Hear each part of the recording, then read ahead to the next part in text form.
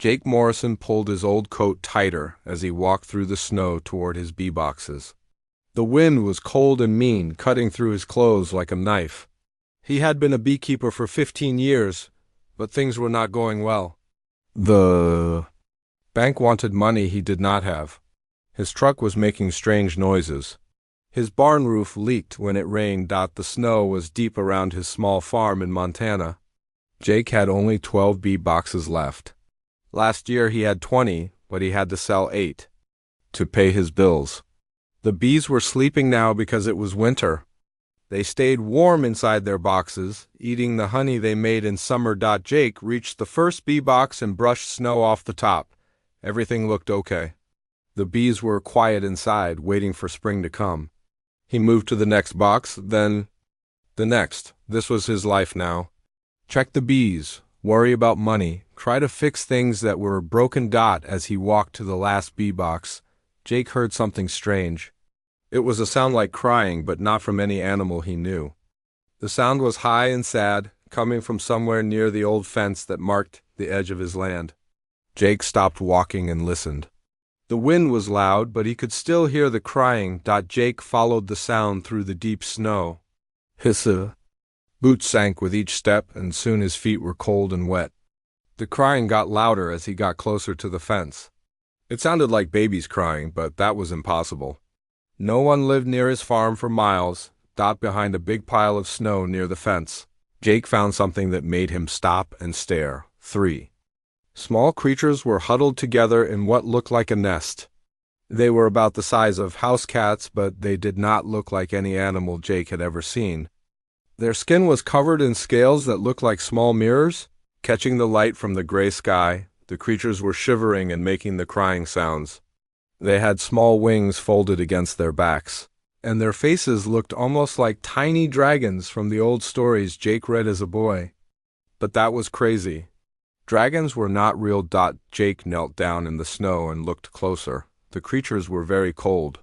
Their breathing was slow and weak. They were going to die if he left them here. Jake did not know what they were, but he knew. They needed help. One of the creatures opened its eyes and looked at Jake. The eyes were golden and seemed much older than the small body. The creature made a soft sound, not crying now, but something that sounded almost like it was trying to talk. Jake reached out slowly and touched the creature's head. The scales felt warm despite the cold air. "Okay, little ones," Jake said softly. "Let me help you." Jake took off his coat and wrapped the 3 creatures in it. They were heavier than he expected, but not too heavy to carry. The creatures pressed close to each other and to Jake, seeking warmth.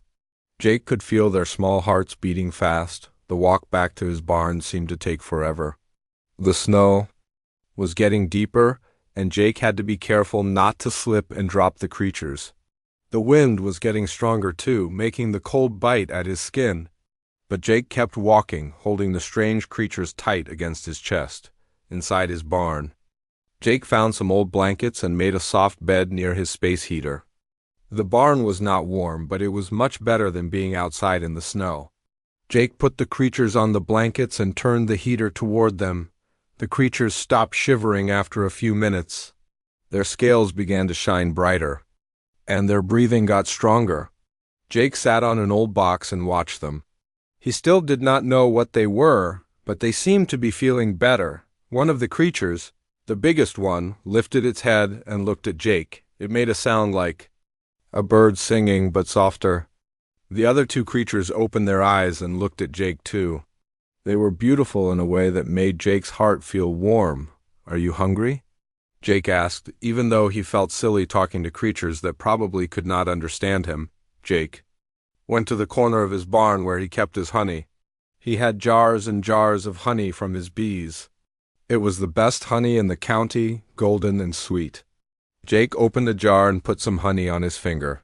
He held it out to the biggest creature. The creature sniffed Jake's finger, then licked the honey with a small pink tongue.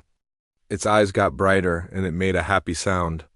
The other 2 creatures smelled the honey and came closer.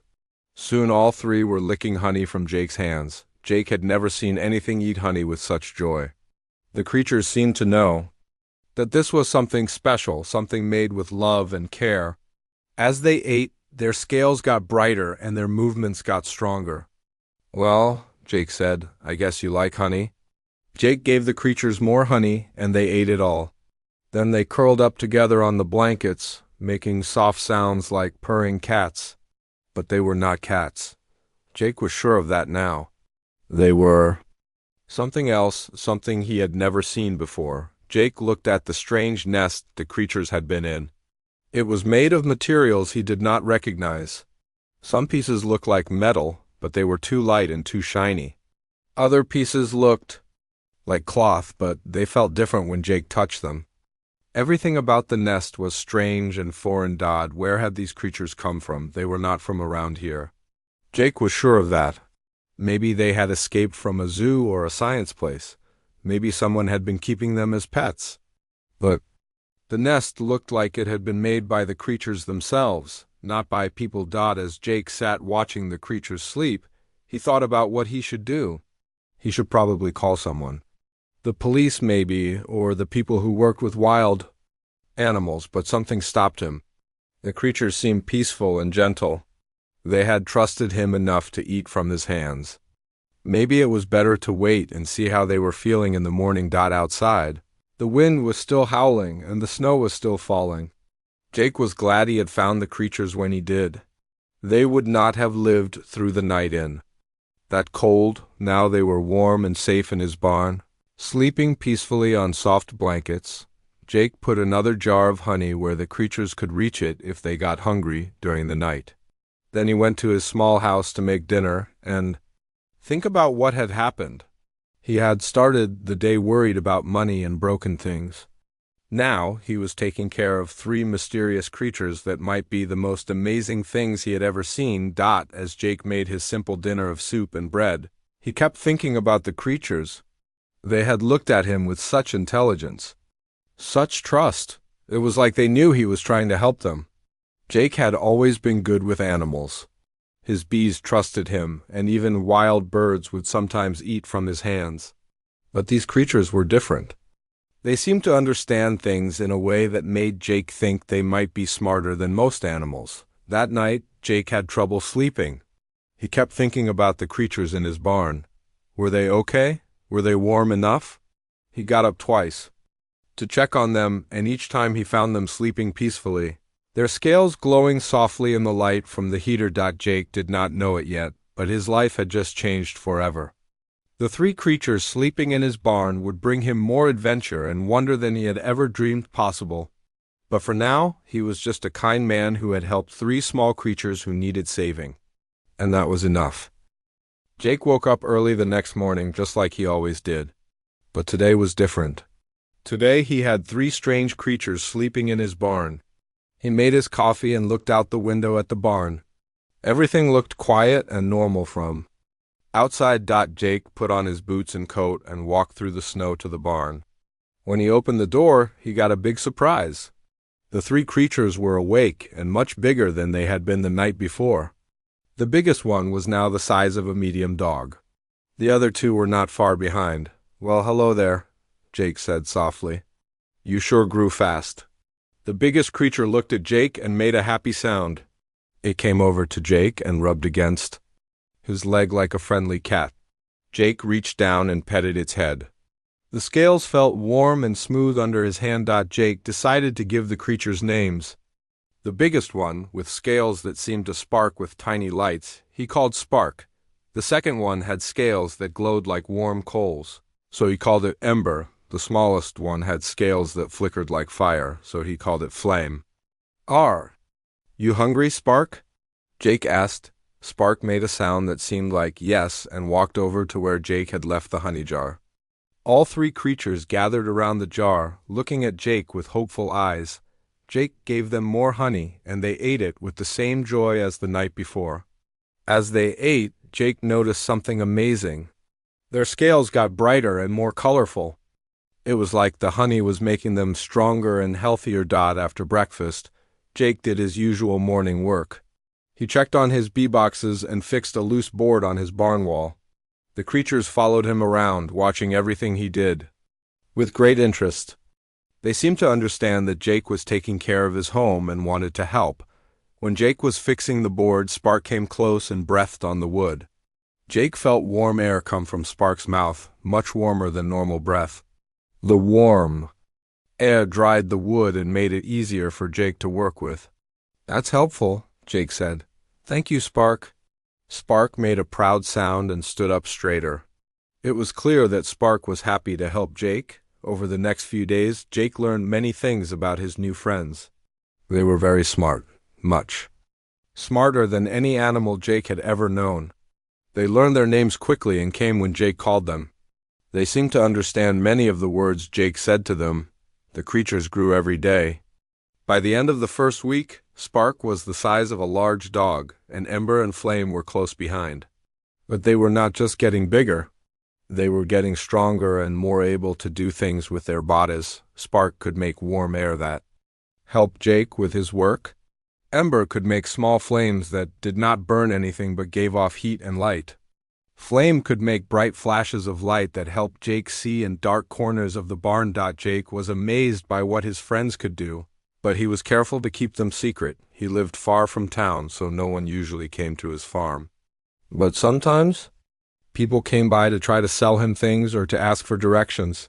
When strangers came, the creatures hid in the back of the barn until they were gone. The creatures seemed to know that they needed to stay hidden. They were smart enough to understand that not everyone would be kind to them like Jake was. This made Jake wonder where they had come from and why they needed to hide. One evening, as Jake was giving the creatures their dinner of honey and some vegetables from his garden, he noticed something strange in the sky. There were lights moving in patterns that did not look like airplanes or helicopters. The lights were too bright and moved too smoothly. The creatures noticed the lights too. They stopped eating and looked up at the sky through the barn window. They made soft sounds to each other, sounds that seemed worried or scared. Spark moved closer to Jake, and Ember and Flame pressed against Jake's legs. "It's okay," Jake said, petting their heads. "I'm here with you." The strange lights moved across the sky for about 10 minutes, then disappeared. The creatures calmed down after the lights were gone, but Jake could tell they were still worried. This happened several more times over the next few days. Strange lights would appear in the sky at night, and the creatures would get nervous and stay close to Jake. Jake started to think that maybe the creatures were not from Earth. Maybe they were from somewhere else, somewhere far away. But even if that was true, Jake did not care. The creatures were his friends now. They trusted him and needed him. He would take care of them no matter where they came from. Jake's life had changed in many good ways since finding the creatures. He was not lonely anymore. He had friends who were happy to see him every morning and who helped him with his work. The creatures made his small farm feel more like a home. The creatures loved Jake's bees. They would sit quietly near the bee boxes and watch the bees work. The bees did not seem afraid of the creatures. In fact, the bees seemed to like them. When the weather was warm enough, some bees would land on the creatures' scales and rest. Jake thought this was wonderful. His bees were good judges of character. If they liked the creatures, then the creatures must be good. One morning, Jake was shocked to see that the creatures had helped him with his work during the night. They had moved some heavy boxes that Jake had been planning to move himself. They had also cleaned up some spilled grain and fixed a broken fence post. "Did you three do all this?" Jake asked. The creatures looked proud and happy. They had wanted to help Jake, and they had figured out how to do it. Jake realized that the creatures were not just pets or wild animals. They were intelligent beings who could think and plan and work together. They were like people, but indifferent. This made Jake feel even more responsible for taking care of them. These were not just animals that needed food and shelter. These were thinking, feeling beings who had chosen to trust him with their lives. The creatures seemed to understand that Jake was special too. They followed him everywhere and seemed to hang on every word he said. When Jake was sad about his money problems, the creatures would try to cheer him up by doing funny things or bringing him small gifts like pretty rocks or interesting sticks. One day, a man came to Jake's farm to talk about the money Jake owed the bank. The man was not nice, and he spoke to Jake in a mean way. The creatures heard the man's voice and came out of hiding. They stood behind Jake, looking at the mean man with unfriendly eyes. The man saw the creatures and stepped back. "What are those things?" he asked. "They're my dogs," Jake said quickly. "Special breed, very protective." The man looked scared and left quickly. After he was gone, Jake patted the creatures' heads. "Thank you for standing up for me," Jake said. "You're good friends." The creatures made happy sounds and rubbed against Jake. They understood that Jake had been in trouble, and they had wanted to help him as the days passed. Jake noticed that the strange lights in the sky were appearing more often. The creatures were getting more nervous each time. They would huddle together and make soft, worried sounds. Jake tried to comfort them, but he could tell they were afraid of something. Jake wondered if the lights were looking for the creatures. Maybe someone or something was trying to find them. Jake decided that he would do everything he could to keep his friends safe. They had brought joy and friendship into his life, and he would not let anyone take them away. Little did Jake know that his quiet life was about to change in ways he could never imagine. The lights in the sky were indeed looking for his friends, and soon Jake would discover just how important his three companions really were. Jake woke up to a sound he had never heard before. It was low and deep, like thunder that would not stop. The sound seemed to come from everywhere at once, making the windows in his small house shake and rattle. Jake looked at his clock. It was 6 in the morning, but the sound was so loud that he could not go back to sleep. Jake got dressed quickly and went outside to see what was making the noise. When he stepped out of his house, he stopped and stared at the sky with his mouth open. He could not believe what he was seeing. The sky was full of huge ships. They were not like any airplanes or helicopters Jake had ever seen.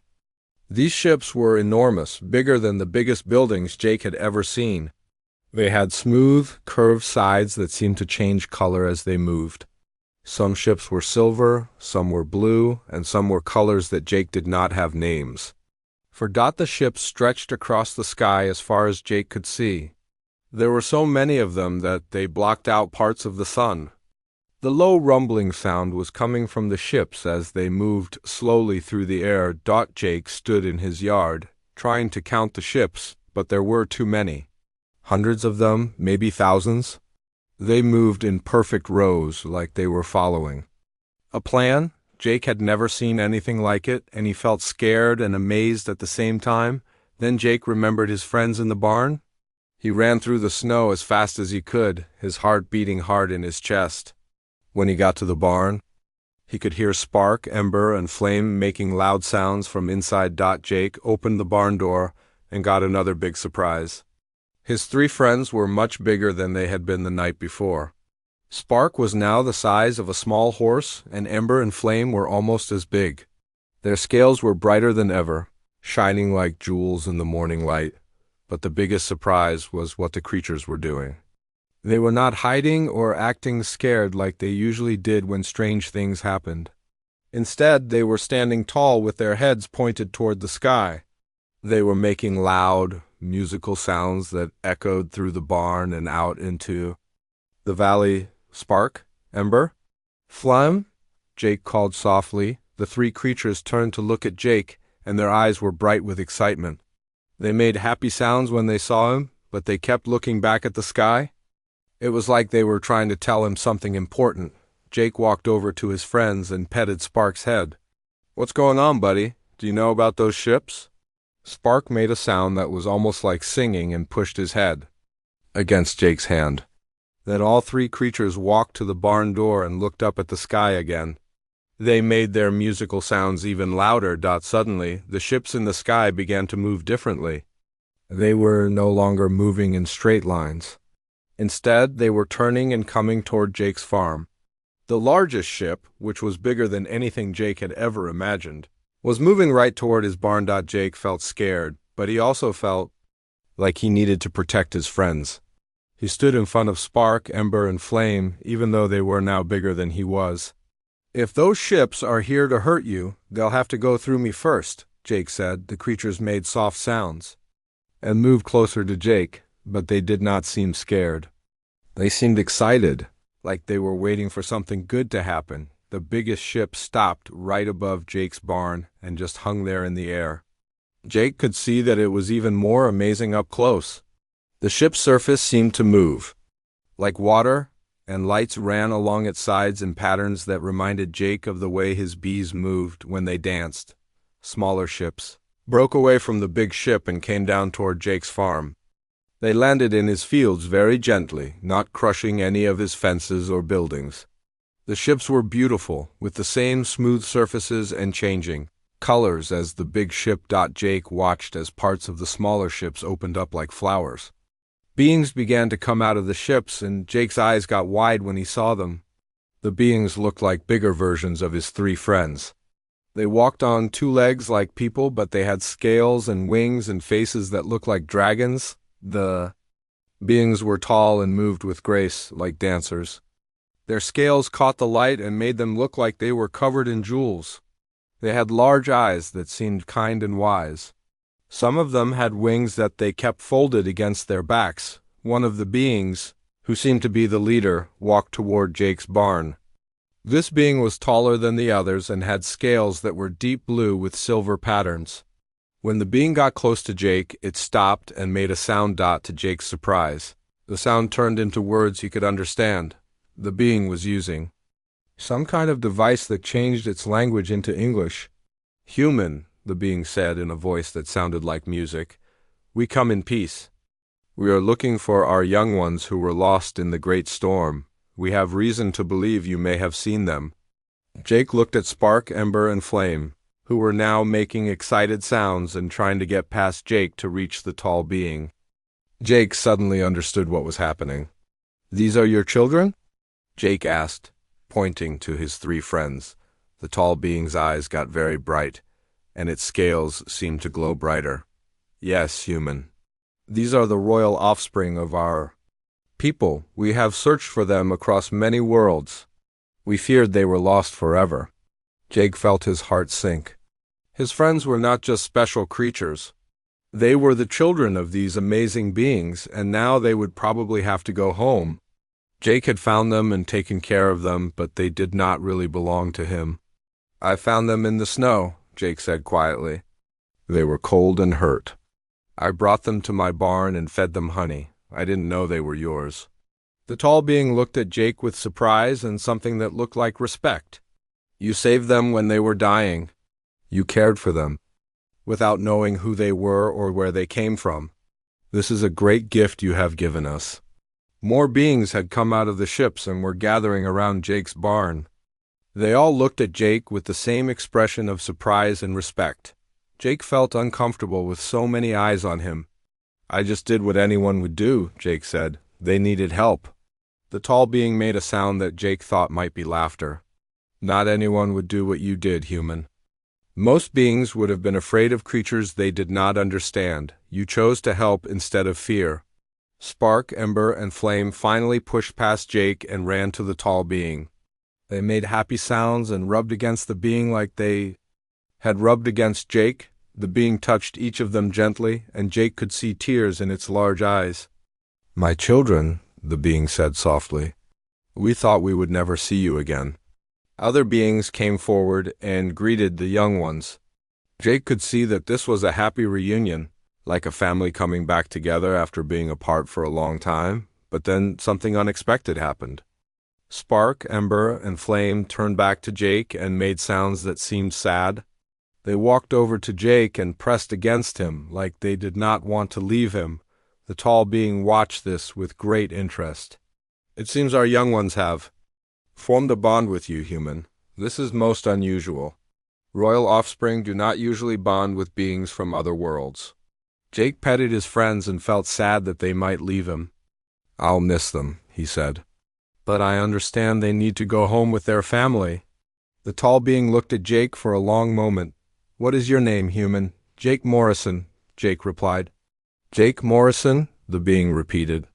"You have given us a gift beyond measure. Perhaps it is time we gave you a gift in return." The tall being with blue scales stepped closer to Jake. "My name is Commander Lyra of the Draconis Fleet," she said. I am the mother of these 3 young ones you have saved. Jake felt his heart skip a beat. These were not just any alien children. They were the children of the commander of this huge fleet. He had been taking care of the most important babies in their entire civilization. I didn't know, Jake said quietly. I just saw that they needed help, Commander Lyra nodded slowly. That is exactly why what you did is so special, Jake Morrison. You helped them because it was the right thing to do, not because you knew who they were. More alien beings gathered around Jake's barn. They all looked at him with respect and wonder. Jake felt nervous with so many eyes on him, but he also felt proud that he had done something good. Can you tell me what happened to them? Jake asked. How did they end up in my field? Commander Lyra's eyes looked sad. My children were on a training flight with their teacher. They were learning to navigate between worlds, as all young Draconis must learn. But they flew into a space storm, something we call a void tempest. Their ship was damaged, and they crashed on your world. Jake looked at Spark, Ember, and Flame, who were still staying close to him even though their mother was here. They were so cold when I found them, I thought they were going to die. They would have died without your help, Commander Lyra said. The cold of your world's winter is deadly to young Draconis. But you saved them and gave them the warmth they needed to survive. Jake felt a warm feeling in his chest. He had really saved their lives. I gave them honey, he said. They seemed to like it. Commander Lyra looked surprised. Honey? You fed them honey from your earth bees? Yes, Jake said. I'm a beekeeper. It's all I had to give them.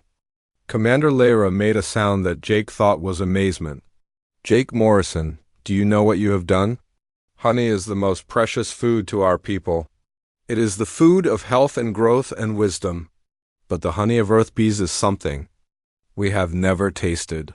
You gave my children something more valuable than gold. Jake felt confused. It's just honey. I make it with my bees. It is not just honey, Commander Lyra said. Look at my children. See how they have grown? See how bright their scales are? That is because of your honey. It has made them stronger and smarter than they would have been otherwise. Jake looked at his 3 friends. They were indeed bigger and brighter than when he had first found them. He had thought they were just growing up, but maybe the honey had helped them in special ways. There is more you must know, Commander Lyra said.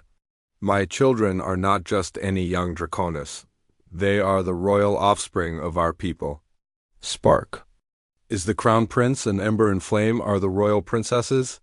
They carry within them the genetic memories of our entire civilization. Jake felt like his knees might give out. Royal, like kings and queens? Yes, Commander Lyra said. They are the future rulers of our people. When they disappeared, our entire civilization was in danger. Without them, our race would eventually fade away and die. Jake looked at the thousands of ships in the sky. Is that why there are so many ships here? Commander Lyra nodded. Every ship in our fleet came to search for them. 12,000 vessels from across our empire. We have been searching for weeks, going to every world where they might have crashed. Jake felt the weight of what he had done. He had not just saved 3 cute creatures. He had saved the future of an entire civilization. I had no idea, he sawed. That is what makes you special, Jake Morrison, Commander Lyra said. You saved them because you have a good heart, not because you wanted something in return. Suddenly, Jake heard new sounds in the sky. He looked up and saw Earth airplanes flying toward the alien ships. The airplanes looked tiny compared to the huge alien vessels. Oh no, Jake said. Those are military planes. They probably think you're here to attack us. Commander Lyra looked worried. We did not want to frighten your people. But we had to come here to find our children. The Earth planes flew in circles around the alien ships, but they did not attack. Jake could see that the Earth military was trying to figure out what to do. They were probably scared and confused. This is bad, Jake said. If Earth thinks you're enemies, there might be a war. Commander Lyra looked at Jake with hope in her eyes. Perhaps you can help us, Jake Morrison. Your people might listen to you. You are the one who saved our children. Jake felt scared. I'm just a beekeeper. I don't know anything about talking to governments or military people. But you know about kindness, Commander Lyra said. You know about helping others. That is what your world needs to hear. More Earth planes arrived, and Jake could see helicopters coming from the direction of town. Soon there would be soldiers and reporters and all kinds of people who would want to know what was happening. Spark, Ember, and Flame moved closer to Jake. They made soft sounds that seemed worried. They could sense that something dangerous was happening. What will happen to them? Jake asked, looking at his three friends. They must come home with us, Commander Lyra said. They have duties to their people. But they have also bonded with you in a way that has never happened before. This creates a problem we have never faced. Jake's heart felt heavy. He had known this day would come, but he had hoped it would be later. I understand, he said. They belong with their own people. But Spark, Ember, and Flame made loud sounds of protest. They pushed against Jake and then looked at their mother. They seemed to be trying to tell her something important. Commander Lyra listened to her children's sounds. Her eyes got wide with surprise. They are saying something very interesting, Jake Morrison. They are saying that you are their second father. They want to know if you can come with them to our world. Jake felt his heart jump.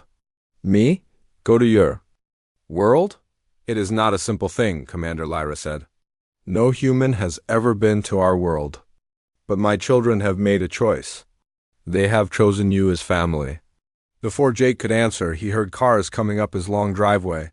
He looked and saw military vehicles and news vans heading toward his farm.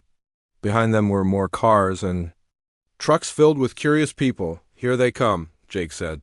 Now everyone is going to know about you. Commander Lyra looked calm. Then we must be ready to meet them.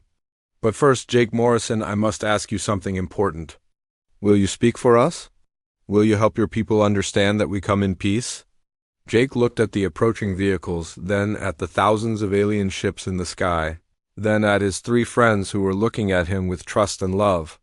He was just a simple beekeeper who had been struggling to pay his bills. Now he was being asked to be a bridge between two worlds. I don't know if I can do it, Jake said honestly. You have already done the hardest part, Commander Lyra said. You chose to help when help was needed. Everything else will follow from that choice. Jake took a deep breath and looked at Spark, Ember, and Flame. They were depending on him, just like they had depended on him that first night in the snow. He had not let them down then, and he would not let them down now. Okay, Jake said. I'll try to help. Commander Lyra smiled, and her scales seemed to glow brighter. Then let us meet. Your people together, Jake Morrison. Let us show them that different worlds can be friends. The first military truck stopped in front of Jake's barn, and soldiers jumped out with their weapons ready. Jake felt scared, but Commander Lyra put a gentle hand on his shoulder. Stay calm, Jake Morrison, she said softly. Let them see that. We are peaceful. A man in a military uniform walked toward Jake. He had many badges on his chest, which meant he was important. Behind him came more soldiers, and behind them came people with cameras and microphones. Are you Jake Morrison? The military man asked. His voice was serious and a little scared. Yes, sir, Jake said. I'm Jake. I'm General Peterson, the man said. We need you to step away from those creatures and come with us. You might be in danger? Jake looked at Spark, Ember, and Flame, who were standing close to him. They looked nervous but not angry. They're not dangerous, Jake said. They're just children. General Peterson looked at the huge alien ships in the sky, then at Commander Lyra and the other Draconis beings around the barn. Sir, those are not children. Those are alien creatures and we don't know what they want. I know what they want, Jake said. They want their children back. These three got lost in a storm and I found them in the snow. I've been taking care of them. The general looked confused. You've been taking care of them? For how long? 3 weeks, Jake said. They were dying when I found them. I brought them to my barn and fed them honey. They're good creatures, General. They help me with my work and never hurt anyone. Commander Lyra stepped forward. The soldiers pointed their weapons at her, but she moved slowly and kept her hands where they Could see them. General Peterson, she said, using her translation device. I am Commander Lyra of the Draconis Fleet. We come in peace. We are only here to recover our lost children. General Peterson stared at Commander Lyra. You can speak English? We have. Technology that translates our words, Commander Lyra said. We have been observing your world for many years, but we have never interfered with your people. We only came here because our children were lost. How do we know you're telling the truth? General Peterson asked. Jake stepped forward. Because I've been with them for 3 weeks, and they never tried to hurt me. They helped me fix things around my farm. They protected me when mean people came to my door. They're good beings, General. More cars arrived, and Jake saw people in suits getting out. These were probably government people from Washington. Jake felt more nervous as more and more important people gathered around his barn. A woman in a business suit walked up to General Peterson. I'm Secretary Williams from the State Department, she said. We need to understand what's happening. Here, Jake looked at all the serious faces around him. These people had the power to start a war or make peace. He thought about Spark, Ember, and Flame, who had trusted him from the first day. Now he had to help their people, and his people trust each other. Secretary Williams, Jake said, these beings are not our enemies. They're parents looking for their lost children. Any parent on Earth would do the same thing if their children were missing. Secretary Williams looked at Commander Lyra. Is this true? Are you only here for the creatures this man found? Commander Lyra nodded. It is true. These young ones are my children. They are also the royal offspring of our people. Without them, our civilization will eventually end. We had to find them. Royal offspring? Secretary Williams asked with surprise. Jake spoke up. I didn't know they were royal when I found them. They were just 3 small creatures dying in the snow. I couldn't leave them there. General Peterson looked at Jake with new respect. You saved alien royalty without knowing who they were? I saved 3 babies who needed help, Jake said simply. Commander Lyra's scales glowed brighter. Jake Morrison speaks the truth. He asked for nothing in return for saving our children. He fed them from his own food stores and kept them warm in his own barn. He showed them kindness when he could have shown them fear. Spark, Ember, and Flame moved closer to Jake. They made soft sounds and rubbed against him like they always did. The soldiers and government people watched this with amazement. They really do trust him, Secretary Williams said quietly. They love him, Commander Lyra said. In our culture, this creates a bond that cannot be broken. Jake Morrison is now part of our family. Jake felt tears in his eyes. But they have to go home with you, don't they? Commander Lyra looked at her. Children, then at Jake. That is what we must discuss. My children have duties to their people, but they have also chosen you as their second father. This has never happened before in our history. Secretary Williams stepped closer. What does that mean exactly? It means, Commander Lyra said, that we must find a new way for our peoples to know each other. Jake Morrison has shown us that humans are capable of great kindness. Perhaps it is time for our civilizations to become friends. General Peterson lowered his weapon. You want to be allies with Earth? We want to honor the bond that Jake Morrison has created with our children, Commander Lyra said. He has saved the future of our people. We owe him a debt that can never be repaid. Jake looked around at all the serious faces. I don't want anything from you, he said. I just want Spark, Ember, and Flame to be happy and safe. And that, Commander Lyra said, is exactly why you are worthy of great honor among our people. Commander Lyra turned to Secretary Williams and General Peterson. I have a proposal for your leaders. Jake Morrison will become the first human ambassador to our people. He will travel between our worlds, helping our children learn about both cultures.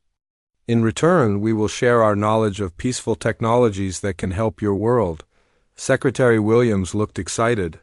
What kind of technologies? Clean energy that does not harm your environment, Commander Lyra said. Medicine that can cure diseases your people struggle with. Ways to grow more food with less work. We have much to offer, and Jake Morrison has shown us that your people deserve to receive these gifts. Jake felt overwhelmed. I'm just a beekeeper. I don't know how to be an ambassador. You know how to be kind, Commander Lyra said. You know how to care for others. That is all an ambassador really needs to know. Spark, Ember, and Flame made happy sounds and danced around Jake.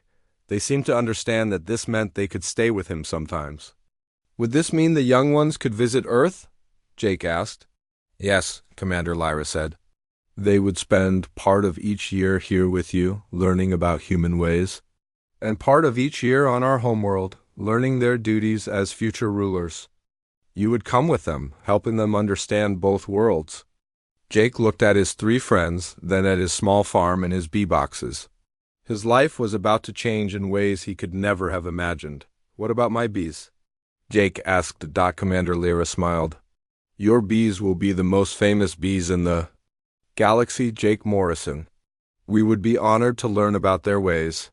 Perhaps some of our people could learn to keep bees as well. General Peterson put away his weapon completely. This is the most amazing thing that has ever happened. Jake knelt down and hugged Spark, Ember, and Flame. Are you sure this is what you want? He asked them. The 3 young dragons made joyful sounds and covered Jake with gentle licks.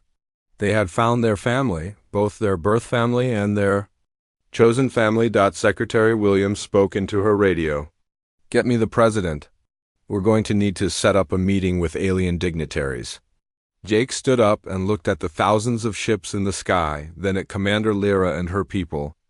Then at his 3 friends who had changed his life forever. He was no longer just a broke beekeeper struggling to pay his bills. He was about to become the bridge between 2 worlds, all because he had chosen kindness over fear on one snowy morning. As Jake watched his bees flying around their boxes, unaware that their keeper was now the most important human on Earth, he smiled. Sometimes the smallest acts of love could change the entire universe.